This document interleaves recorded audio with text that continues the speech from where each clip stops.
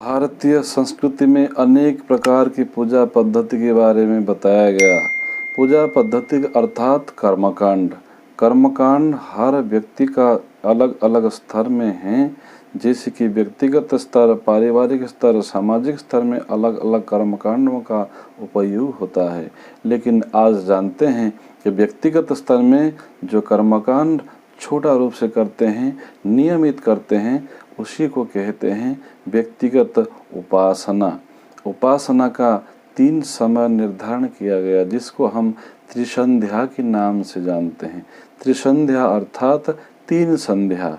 हर व्यक्ति तो जानते हैं एक संध्या है जो सूर्य अस्त होते हैं, उसी समय को संध्या कहते हैं ना, ऐसा कभी नहीं होता है। संध्या का मतलब है संधि मुहूर्त को संध्या कहते हैं।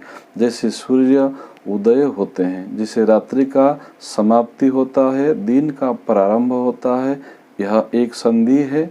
और सूर्य जब अस्त होते हैं, दिन का समाप्ति होता है, रात्रि का प्रारंभ होता है, वो भी एक संधि है। 2 संधि, सूर्य उदय सूर्य अस्त 2 संधि है। और मध्याह्न, जिसको हम दिन में लगभग हमारे सिर के ठीक ऊपर के हिस्से में भगवान सूर्य आते हैं, 12 से 1 के बीच में मध्याह्न कहते हैं। उस मध्याह्न समय को भी एक संधि मुहूर्त कहते हैं। ये त्रिसंधि मुहूर्त को त्रिसंध्या उपासना करने के लिए ऋषियों ने कहा।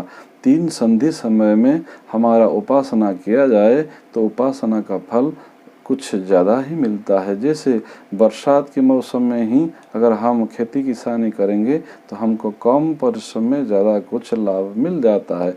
वैसे उपासना का जो मुहूर्त है, जो त्रिसंध्या समय है, उस समय हमारा मन भी स्थिर रहता है। ये शास्त्रों की नीति के अनुसार भी है, उसके पीछे वैज्ञानिक कारण भी हैं। और हमारा जो सौर योग साधना के माध्यम से भी यह जाना जाता है। हमारा दोनों सौर उसी समय में संधि मुहूर्त में बराबर चलते हैं। दोनों संधि, तीनों संधि में, तीनों संधि का अर्थात सूर्योदय, सूर्यास्त और मध्याह्न, उसी समय हमारा सूर, जैसे कि हमारा बाएं सूर चंद्र सूर है और दाहिना सूर सूर्य सूर है।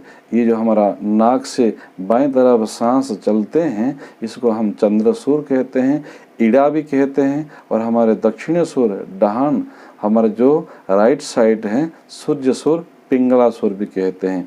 और दोनों सुर अलग अलग समय में 1-1 घंटे में परिवर्तन होते हैं।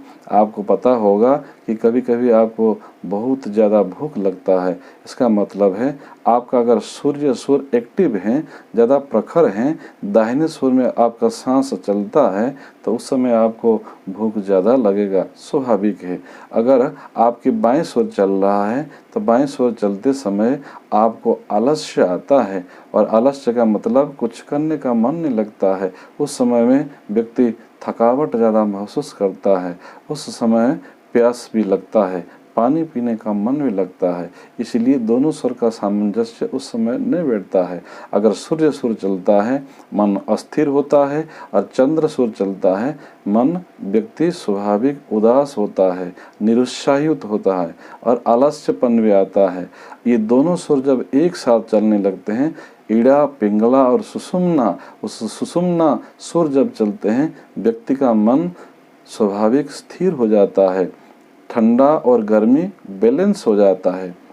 वही ठंडा गर्मी को मानसिक रूप से भी बैलेंस करने का समय संधि मुहूर्त होते हैं। जैसे सूर्य उदय के समय में भी हमारा दोनों तरफ बैलेंस होते हैं, और सूर्यास्त के समय भी बैलेंस होते हैं, और मध्याह्न के समय भी बैलेंस होते हैं। अगर ये बैलेंस जब होते हैं, उसी समय में अगर उपासना किया जाए तो हमारा मन स्थिर रहता है। चाहे किसी काम भी करें, उस काम में भी मन लग जाता है। और इसके अलावा अदर समय में हम पूजा पाठ तो करते हैं, लेकिन उतना मन स्थिर नहीं रहता है। ये वैज्ञानिक कारण भी है, ऋषियों ने बताया।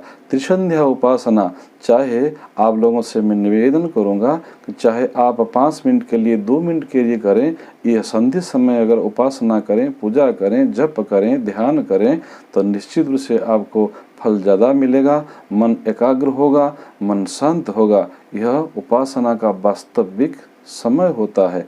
उपासना का जो वास्तविक दृष्टिकोण है, वास्तविक दार्शनिक दृष्टिकोण है, आप लोग समझना चाहेंगे तो हमारा मन को हम हमेशा कैसे प्रयास करने के पॉजिटिव करेंगे, उसको सकारात्मक रखेंगे। मन को सकारात्मक रखने के लिए, अपने विचार को सकारात्मक रखने के लिए, विधायत्मक रखने के लिए, अपने भावनाओं को हमेशा पॉजिटिव रखने के लिए, उत्साहित रखने के लिए और ईश्वर अभिमुखी रखने के लिए हमको त्रिसंध्या उपासना उचित समय पर करेंगे तो उसका लाभ हमको अवश्य मिलेगा। उसी समय ही करें तो हमारा मन पॉजिटिव होगा।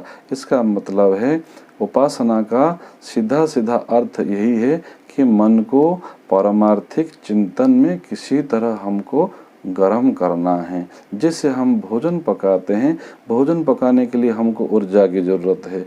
चाहे हम सोलार लाइट से पकाएं, चाहे हीटर से पकाएं, चाहे गैस से पकाएं, चाहे लकड़ी जलाकर पकाएं, किसी ना किसी माध्यम से हम पकाएं, उद्देश्य क्या है कि हमको भोजन प्रस्तुत करना है। उसी तरह हमारी मनोभूमि को सकारात्मक विचार देने के लिए उचित तरीके से अगर उपासना करेंगे तो निश्चित रूप से उसका लाभ हमको मिलेगा। हर व्यक्ति अगर चाहता है, शांति चाहता है, मन को शांत रखना चाहता है, बैलेंस रखना चाहता है, अपने परिवार के साथ अपना स्वयं के विचार को बैलेंस रख करके परिवार की उत्तरोत्तर विकास चाहते हैं, तो परिवार में वही आस्तिकता वातावरण आप सृजन करें। निश्चित रूप से परिवार स्वर्ग बनेगा। यह उपासना पद्धति ऋषियों ने बताया। स्वयं करने के साथ साथ अपने परिवार में हर व्यक्ति को आप प्रोत्साहित करें। घर में जो बच्चे हैं, बच्चों को भी अवश्य आप बताएं, सिखाएं कि यह त्रिसंध्या समय में चाहे 1 मिनट के लिए हो, अपने पूजा के स्थान पर, पूजा के मंदिर में निश्चित रूप से आप माथा टिकाएं, हाथ जोड़ें, प्रणाम करें। चाहे 1 सेकंड के लिए हो, परमात्मा को प्रार्थना करें, हे परमात्मा हमें सद्बुद्धि दीजिए, हमारे परिवार में सबको सद्बुद्धि दीजिए, संसार में हर मनुष्य को सद्बुद्धि दीजिए, जिससे सबका कल्याण होगा। जहाँ सुमति तहाँ संपत्ति नाना, जहाँ कुमति तहाँ विपत्ति निधाना। इसलिए हम भगवान को कुछ भी ना हो, अगर सद्बुद्धि मांग लेंगे तो निश्चित रूप से हमारा कल्याण होगा और संसार का कल्याण होगा।